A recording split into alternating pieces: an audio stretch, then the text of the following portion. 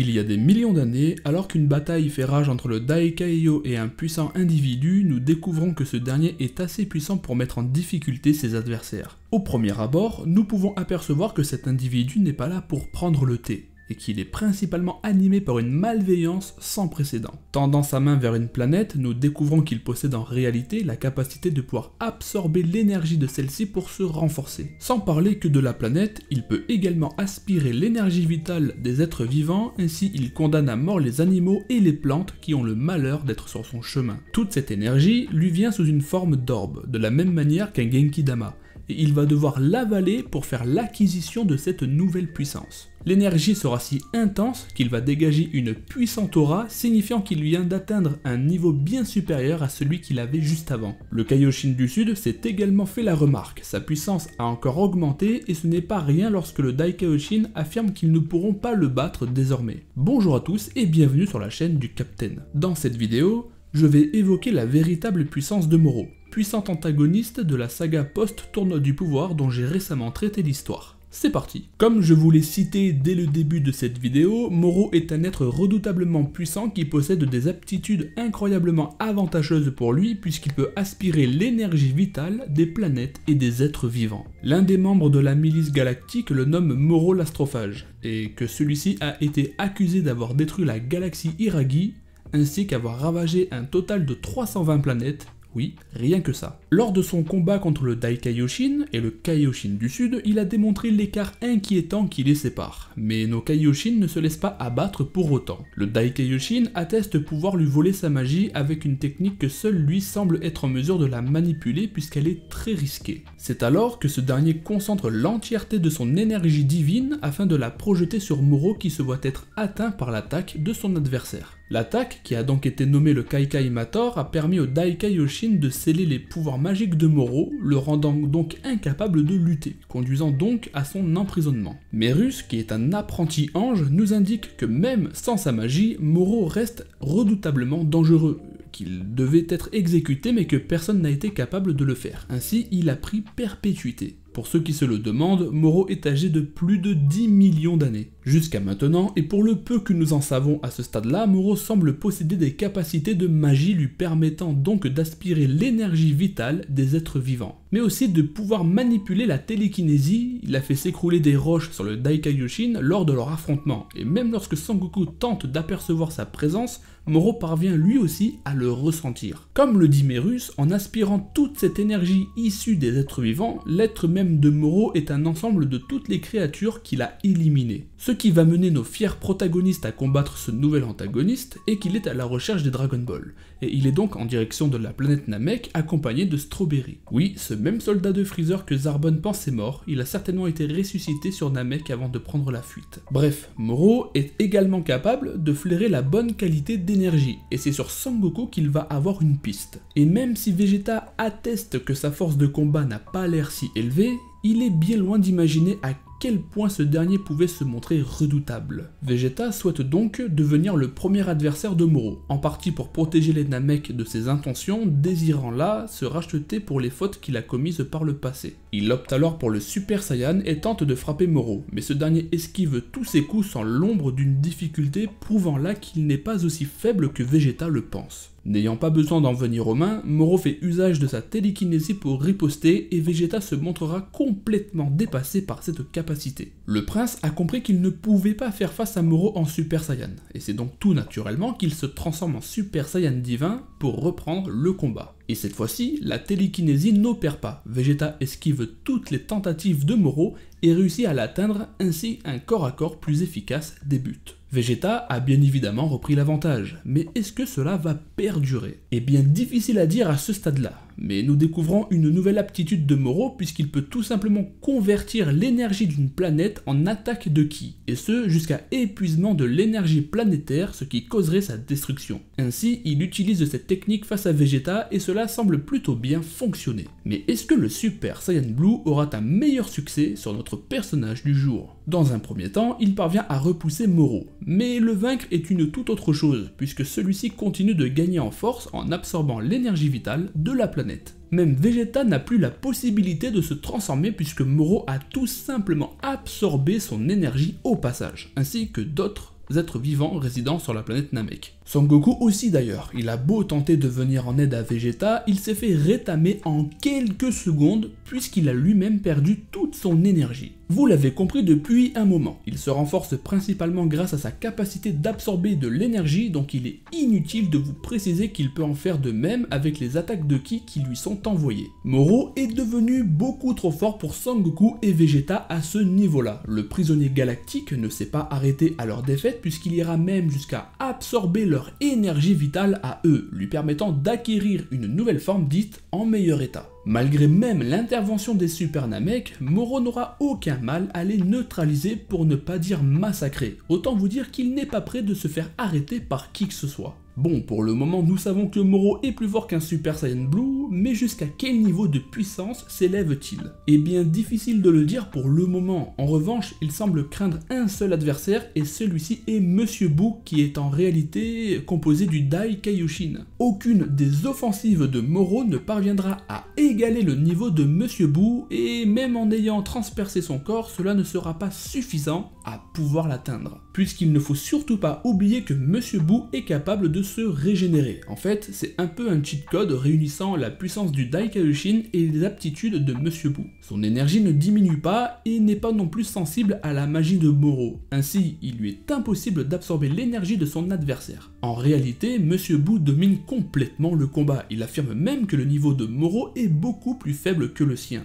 Sur le point de lancer de nouveau sa technique, donc le Kai Kai Mator, Moro recouvre tous ses pouvoirs à leur apogée grâce à Strawberry qui vient de faire le vœu que Moro recouvre tous ses pouvoirs. Ainsi, il se défait de l'emprise de Monsieur Buu. Sur le point d'absorber la totalité de l'énergie vitale de la planète Namek et de ses habitants, Moro est attaqué par Son Goku, Vegeta et le Dai Kaioshin qui a repris le contrôle sur Monsieur Buu le temps de l'affrontement. Seulement, Moro n'était pas réellement présent lors du combat. Le combat se déroulant dans l'espace, c'est le Dai Kaioshin qui assure le combat et on ne peut pas dire qu'il fait preuve de force puisqu'il a été surpassé par Moro. De plus, le Dai Kaioshin n'est plus en mesure d'exercer sa technique dite le Kai Kai Mator depuis que Majin Buu Pur a trouvé la mort face à Sangoku. Ainsi, il devient impuissant face à Moro. Mais même si le puissant Dai Kaioshin a été vaincu, qui pourrait être en mesure d'arrêter un combattant doté de telles aptitudes? Eh bien, le temps que Moro dévore des planètes, Sangoku suit un entraînement avec Merus dans le but d'apprendre à mieux gérer l'Ultra Instinct. Et Vegeta se rend sur la planète Yardra pour suivre de son côté un entraînement lui permettant de faire l'acquisition d'une nouvelle puissance. Et en effet, il a développé une puissance nouvelle. Même Pibara de la planète Yardra confirme que sa puissance n'est même pas comparable à celle qu'il avait en arrivant sur Yardra. Quant à Sangoku, il s'est entraîné avec Merus dans la salle de l'esprit et du temps, autant vous dire que nos deux Saiyans protagonistes ont fourni des efforts plus que redoutables pour faire face à Moro.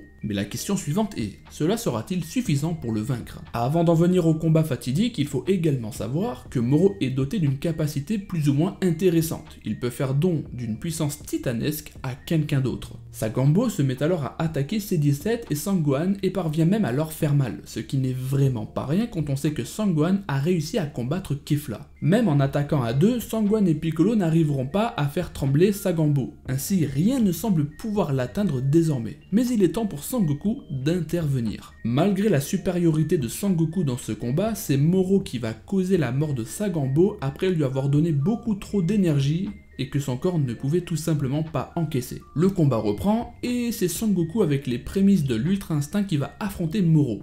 Et effectivement, son Ultra Instinct semble déjà mieux optimisé. Le corps à corps semble être plutôt bien parti pour Sangoku puisqu'il mène de belles offensives. Mais il est de nouveau surpris par la magie de Moro qui décidément est bien plus fort avec ce genre d'aptitude qu'au corps à corps. Cependant, Sangoku apprend toujours en combattant et donc la magie de Moro commence peu à peu à ne plus être efficace pour duper Sangoku, qui parvient même à reconnaître le vrai Moro contre son illusion. C'est donc tout naturellement que dès lors que le combat repart au corps à corps, Sangoku mène celui-ci assez aisément, même s'il n'est pas à l'abri d'être surpris par d'autres techniques. Cependant, Moro n'était pas du tout à fond et ça il l'affirme bien à Sangoku avant de dévoiler sa véritable puissance et lui-même s'estime supérieur à la puissance d'un dieu. Lorsqu'ils se mettent tous deux à pleine puissance, Piccolo fait la remarque qu'ils sont à égalité. Mais est-ce vraiment le cas? Eh bien pas vraiment, puisque au début Sangoku semble montrer une légère supériorité, même si c'est surtout lié à sa technicité, là où effectivement notre Saiyan protagoniste excelle.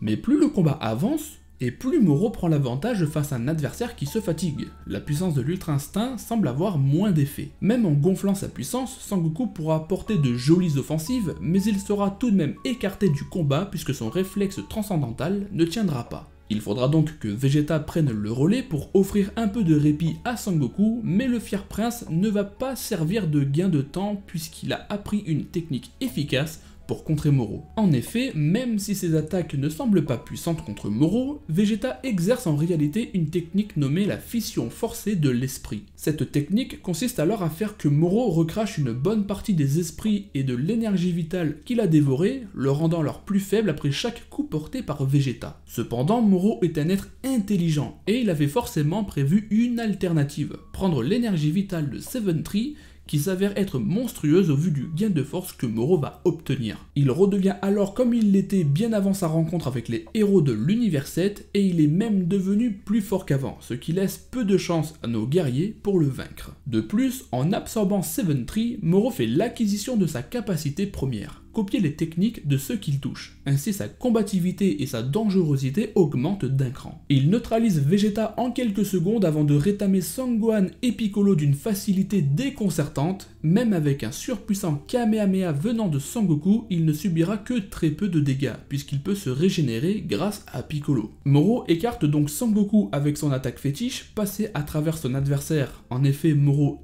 est spécialiste en la matière, ainsi ce coup brutal et violent anime la plupart de ses combats. Sangohan aura beau frapper de toutes ses forces, aucun de ses coups n'affectera Moro qui est devenu bien trop puissant pour eux. Il ira même jusqu'à transpercer Piccolo avec sa propre technique, le Makenko Sapo. Ainsi, en seulement quelques minutes, il a vaincu Sangoku, Vegeta, Sangohan, Piccolo, C17 et C18, tous des participants du tournoi du pouvoir ayant fait preuve de puissance. Le prochain combat de Moro sera contre Merus, qui comme je vous l'ai dit plus tôt, est un apprenti ange. Forcément, ce dernier aura l'avantage malgré qu'il ne se donne pas à fond, il va tout de même réussir à neutraliser le pouvoir de copie de Moro, ce sera au moins ça de fait. En revanche, un ange n'a pas le droit de se battre à la base, ainsi Merus disparaît après avoir porté un coup ultime au front de Moro. La mort de Merus permettra à Sangoku d'avoir ce fameux déclic et de pouvoir atteindre l'ultra instinct aux cheveux argentés, et sous cette forme, le combat prend une toute autre tournure. Il est largement au-dessus de Moro qui ne parvient plus à toucher Sangoku, ainsi il commence à paniquer et libère toute son énergie avant de reprendre le combat. Mais sans que cela change quoi que ce soit, Sangoku reste largement supérieur à son adversaire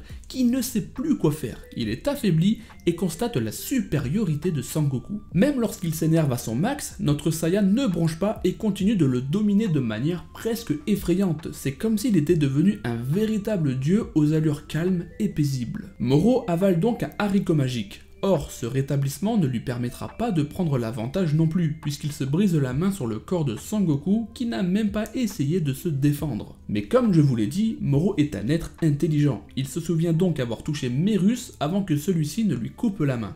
Mais cette main est toujours dans les parages. Ainsi, il la récupère avant d'utiliser les pouvoirs de Merus. Malgré tout, la puissance imposée est bien trop grande pour Moro. Son corps ne tient pas et finit par subir des déformations étranges. Ses attaques sont de moins en moins efficaces au vu de son corps qui est en train d'être rongé par les pouvoirs divins de Merus, qui ne sont pas utilisables pour quelqu'un comme Moro. Il finit alors par fusionner avec la Terre, provoquant une situation délicate puisqu'il peut à la fois absorber les énergies vitales de ses habitants, mais aussi détruire la Terre. Whis va alors prodiguer un conseil ultime à Sangoku, viser le centre de son front pour briser le cristal qui permet à Moro d'exister puisqu'il a pris les capacités de Seven Tree. C'est avec l'aide de Vegeta qui utilise sa fission forcée de l'esprit que Sangoku va essayer d'y parvenir, mais il sera arrêté par Moro qui réussit tout de même à se défendre. Même avec l'énergie de ses amis, Sangoku n'aura pas l'énergie nécessaire pour se défaire de l'emprise de Moro qui tient bon malgré la situation présente. Une nouvelle énergie va alors faire son arrivée et celle-ci est non seulement gigantesque, mais semble aussi avoir un effet différent sur Sangoku qui voit sa puissance